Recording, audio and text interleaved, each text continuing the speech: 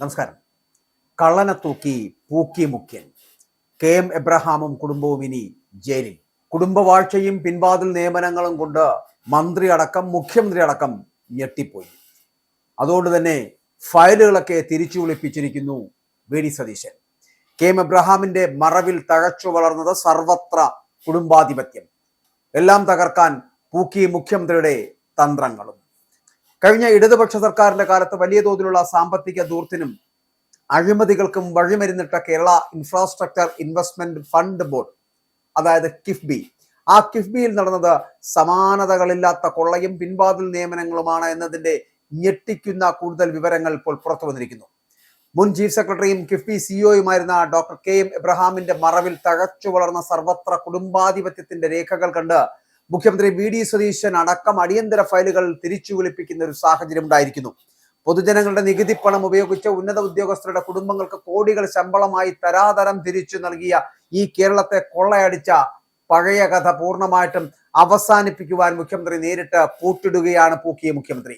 കിഫ്ബിയിൽ K M. എബ്രഹാമിന്റെ ഏറ്റവും അടുത്ത വിശ്വസ്തയായിരുന്ന സെക്രട്ടേറിയറ്റിലെ മുൻ അഡീഷണൽ സെക്രട്ടറിയെ കേന്ദ്രീകരിച്ചു നടക്കുന്ന അന്വേഷണത്തിലാണ് ഈ അവിശുദ്ധ സാമ്രാജ്യത്തിന്റെ ഞെട്ടിക്കുന്ന വിവരങ്ങൾ പുറത്തു വരുന്നത്. ഔദ്യോഗിക പദവിയിൽ നിന്നും വിരമിച്ചിട്ടും എല്ലാ നിയമങ്ങളും കാറ്റിൽ പറത്തിയാണ് ഈ വനിതാ ഉദ്യോഗസ്ഥയ്ക്ക് കിഫ്ബിയിൽ പുനർനിയമനം നൽകിയത്. സർക്കാരിൽ നിന്നുള്ള പെൻഷനും കിഫ്ബിയിൽ നിന്നുള്ള ഉയർന്ന ശമ്പളവും ഇവർ ഒരേ സമയം കൈപ്പറ്റിപ്പോന്നു. ഇതേ സ്വാധീനം ഉപയോഗിച്ച് ഇവരുടെ ഭർത്താവിന് കിഫ്ബിക്ക് കീഴിലുള്ള സ്പെഷ്യൽ പർപ്പസ് വെഹിക്കിൾ സംവിധാനത്തിൽ ഉയർന്ന തസ്തികയിൽ ജോലി സംഘടിപ്പിച്ചു നൽകുകയും ചെയ്തു. ഈ ഉദ്യോഗസ്ഥ കുടുംബത്തിന്റെ കൊള്ള അവിടെയും തീരുന്നില്ല എന്നുള്ളതാണ്. ഇവരുടെ ഒരു മകന് കിഫ്ബിയുടെ അനുബന്ധ സ്ഥാപനമായിട്ടുള്ള കിഫ്കോണിലും രണ്ടാമത്തെ മകന് കെ ഡിസ്കിലുമാണ് കസേര ഒരുക്കിയിരിക്കുന്നത്. കിഫ്ബി, കിഫ്കോൺ, കെ ഡിസ്ക് എന്നീ മൂന്ന് സ്ഥാപനങ്ങളും കെ.എം. എബ്രഹാം തന്റെ അപ്രമാദിത്വത്തിൽ കൊണ്ടു നടന്നിരുന്ന സമാന്തര സാമ്രാജ്യങ്ങളായിരുന്നു. ഒരേ വ്യക്തികളുടെ കുടുംബത്തിലെ എല്ലാവർക്കും ഉയർന്ന ശമ്പളമുള്ള തസ്തികകൾ ഇത്തരത്തിൽ തരംതിരിച്ചു നൽകിയതിന് പിന്നിൽ വലിയ അഴിമതിയും സ്വാധീനവുമുണ്ട് എന്നാണ് മുഖ്യമന്ത്രി വി.ഡി. സതീശന്റെ വിലയിരുത്തൽ. അപ്പോൾ ഇതിനു പുറമെ വിഴിഞ്ഞം അന്താരാഷ്ട്ര തുറമുഖ കമ്പനിയിലെ ഒരു പ്രധാന ഉന്നത ഉദ്യോഗസ്ഥന്റെ കുടുംബവും കിഫ്ബിയെ ഒരു മേച്ചിൽപ്പുറമാക്കി മാറ്റിയിരുന്നു എന്നുള്ളതാണ്. അപ്പോൾ ഈ ഉദ്യോഗസ്ഥന്റെ ഭാര്യയ്ക്കും മകനും കിഫ്ബിയിൽ നിയമനം നൽകിയതിലൂടെ സിവിൽ സർവീസിലെ ഒരു പ്രത്യേക ലോബി തന്നെ ഇവിടെ സമാന്തര ഭരണം നടത്തിയിരുന്നതായിട്ട് തെളിഞ്ഞിരിക്കുകയാണ്. വിരമിച്ച ഉന്നത ഉദ്യോഗസ്ഥർ കിഫ്ബിയുടെ പ്രധാന തസ്തികകളിൽ തുടരുന്ന പ്രവണതയ്ക്ക് പിന്നിൽ ഇത്തരം അവിശുദ്ധ കൂട്ടുകെട്ടുകളാണ് എന്ന് ക്യാബിനറ്റ് സബ് കമ്മിറ്റിയുടെ പ്രാഥമിക പരിശോധനകളിലടക്കം വ്യക്തമാകുന്നു. ഇതിനൊപ്പം തന്നെ പല കേസുകളും മുഖ്യമന്ത്രി കണ്ടെത്തുകയും ചെയ്തിരിക്കുന്നു. അപ്പോൾ ഇത്തരം സർവത്ര കുടുംബാധിപത്യത്തിനും പിൻവാതിൽ നിയമനങ്ങൾക്കും തടയിടുവാനാണ് കിഫ്ബിയെ പൂർണ്ണമായിട്ടും പുനഃസംഘടിപ്പിച്ച് ധനവകുപ്പിന്റെ നേരിട്ടുള്ള പൂർണ്ണ നിയന്ത്രണത്തിലേക്ക് കൊണ്ടുവരുവാൻ വി.ഡി. സതീശൻ സർക്കാർ തീരുമാനിച്ചിരിക്കുന്നത്. ഇനി മുതൽ യോഗ്യതയുള്ള സർക്കാർ ഉദ്യോഗസ്ഥരെയും ധനവകുപ്പിലെ ജീവനക്കാരെയും മാത്രമായിരിക്കും കിഫ്ബിയിലേക്ക് നിയോഗിക്കുക. നിലവിൽ 1 ലക്ഷം രൂപയ്ക്ക് മുകളിൽ ശമ്പളം വാങ്ങുന്ന 50 പേരുൾപ്പെടെ 400ഓളം കരാർ ജീവനക്കാരാണ് കിഫ്ബിയിലുള്ളത്. അപ്പോൾ ഇവരെ ഘട്ടം ഘട്ടമായി പൂർണ്ണമായി ഒഴിവാക്കാനാണ് പുതിയ ഭരണകൂടത്തിന്റെ നീക്കമെന്ന് പറയപ്പെടുന്നത്. കഴിഞ്ഞ സർക്കാരിന്റെ കാലത്ത് കിഫ്ബിയുടെ വൈസ് ചെയർമാൻ പദവി വഹിച്ചിരുന്ന ഡോക്ടർ കെ.എം. എബ്രഹാം ഉൾപ്പെടെയുള്ളവരുടെ കാലത്ത് നടന്ന എല്ലാ നിയമനങ്ങളെക്കുറിച്ചും അവരുടെ സാമ്പത്തിക ഇടപാടുകളെക്കുറിച്ചും സമഗ്രമായിട്ടുള്ള ഒരു വിജിലൻസ് അല്ലെങ്കിൽ പ്രത്യേക ഏജൻസി അന്വേഷണത്തിലാണ് മുഖ്യമന്ത്രി വി.ഡി. സതീശൻ ഇപ്പോൾ തയ്യാറെടുക്കുന്നത്. കിഫ്ബിയിലും അതിന്റെ അനുബന്ധ സ്ഥാപനങ്ങളിലും വിവിധ തസ്തികകളിലായിട്ട് വിരമിച്ച ഉദ്യോഗസ്ഥരുടെ വലിയൊരു നിര തന്നെ ഉണ്ട് എന്ന് വിവിധ സമിതികളുടെ പ്രാഥമിക പരിശോധനകളിൽ കണ്ടെത്തി കഴിഞ്ഞു. ധനവകുപ്പിൽ നിന്നും വിരമിച്ച ഉന്നത ഉദ്യോഗസ്ഥർ കിഫ്ബിയുടെ ഉന്നത സ്ഥാനങ്ങളിൽ ഒരേ സമയം തുടരുന്ന പ്രവണതയാണ് ഇവിടെ കാണുന്നത്. ഇവരുടെ ഭർത്താവ് ഉൾപ്പെടെയുള്ള അടുത്ത ബന്ധുക്കൾ കിഫ്ബിയുടെ മറ്റു പ്രമുഖ തസ്തികകളിൽ ജോലി ചെയ്യുന്നതായിട്ടും കണ്ടെത്തി കഴിഞ്ഞിരിക്കുന്നു. ബാങ്ക്, ഇതുമായിട്ട് ബന്ധപ്പെട്ട മറ്റു സ്ഥാപനങ്ങളിലും ഇത്തരത്തിൽ വലിയൊരു അവിശുദ്ധ കൂട്ടുകെട്ട് തന്നെ ഉണ്ട് എന്നുള്ള സൂചനകൾ പുറത്തു വരികയാണ്.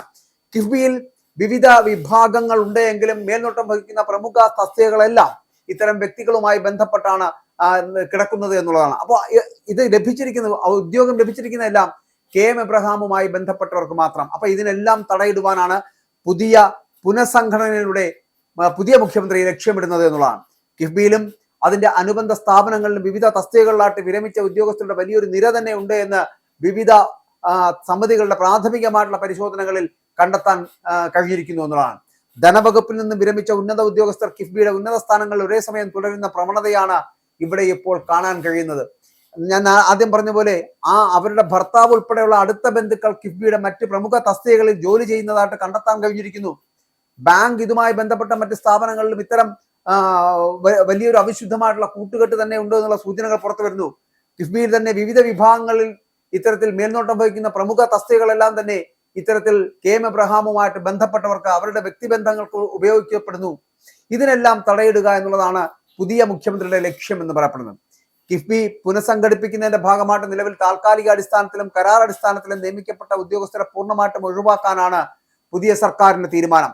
നിലവിലുള്ള ധനവകുപ്പിലെ ജീവനക്കാരെയും കൃത്യമായിട്ടുള്ള യോഗ്യതയുള്ള സർക്കാർ ഉദ്യോഗസ്ഥരെയും മാത്രമായിരിക്കും ഇനി കിഫ്ബിയിലേക്ക് നിയോഗിക്കുക എന്നുള്ളത്. ഞാൻ ആദ്യം സൂചിപ്പിച്ച പോലെ ഏകദേശം 1 ലക്ഷം രൂപ ശമ്പളം കൈപ്പറ്റുന്നവർ അടക്കം ഏകദേശം 50ഓളം പേർ, അങ്ങനെ ഏകദേശം 400ഓളം ജീവനക്കാർ കരാർ അടിസ്ഥാനത്തിൽ ജോലി ചെയ്യുന്ന ഒരു സ്ഥാപനം കൂടി ഇതാണ്. ആ സ്ഥാപനത്തിൽ നിന്ന് പതിയെ പതിയെ ഘട്ടം ഘട്ടമായിട്ട് പലരെയും ഈ തസ്തികകളിൽ നിന്ന് പിരിച്ചുവിടുക എന്നുള്ളത് തന്നെയാണ് പുതിയ സർക്കാർ ചെയ്യാൻ പോകുക. അപ്പൊ ഇവരെല്ലാവരും ഇപ്പോൾ ചെയ്യുന്ന ജോലിയും അവരുടെ നിയമന രീതിയും വിശദമായിട്ട് പരിശോധിക്കേണ്ടതുണ്ട്.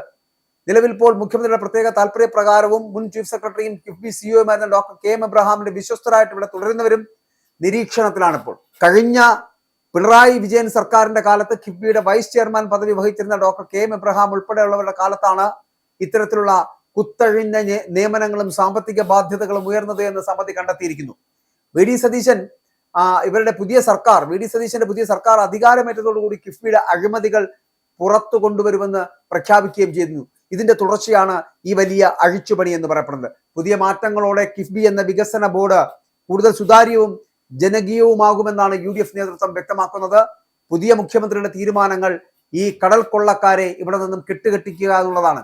അതുകൊണ്ട് തന്നെയാണ് കള്ളനായിട്ടുള്ള KM എബ്രഹാം അടക്കമുള്ളവരെ മുഖ്യമന്ത്രി തൂക്കുന്ന ഒരു സാഹചര്യത്തിലേക്ക് എത്തിയിരിക്കുന്നത്. ഇനി KM എബ്രഹാമും കുടുംബവും ജയിലിൽ വാഴട്ടെ.